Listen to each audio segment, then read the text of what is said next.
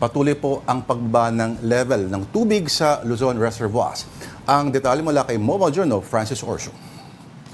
Every drop counts sa pagkonsumo ng tubig sa panahon ngayon at mas maging wais pa raw sa paggamit ng tubig. Sabi kasi ng Pag-asa, lalong bumibilis ang pagbaba ng tubig sa mga dams.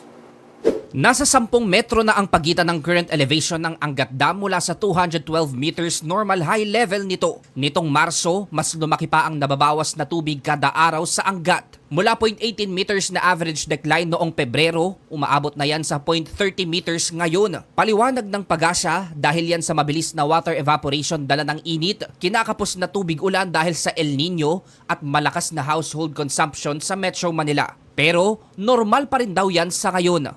Wala ngang mga pag-ulan within the watershed, kaya patuloy na bumababa ito halos araw-araw nga. But then, sapat pa rin yung tubig natin, particular na yung supply ng tubig para sa domestic use. Makakatulong daw, sabi ng Pag-asa, para hindi na lumaki ang nababawas sa Angat Dam kung ihihinto sa Abril ang patubig ng National Irrigation Administration o NIA sa mga sakahan sa Bulacan at Pampanga. At kung tatapyasan ang alokasyon ng National Water Resources Board sa Metropolitan Water Works and Sewerage System at water concessionaires na nagsusupply ng tubig sa Metro Manila. Kung magtutuloy-tuloy kasi yan, hindi raw malabong sumadsad sa critical low level ang Angat pagdating ng Hunyo. Ang pinakadelikatong elevation nga, yung level ng tubig is 160. Iyon yung critical low. Magdedepende sa NWRB kung babaguhin yung dam allocation by April and May. Hindi tayo aabot sa 160. Hindi pa rin natin maalis na umabot ito sa critical low.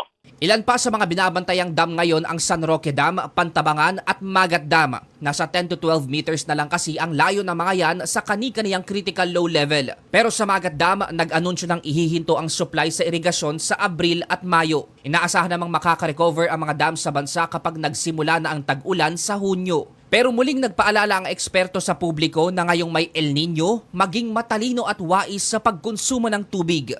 Mobile journalist Francis Orso po, hatid ang mukha ng balita.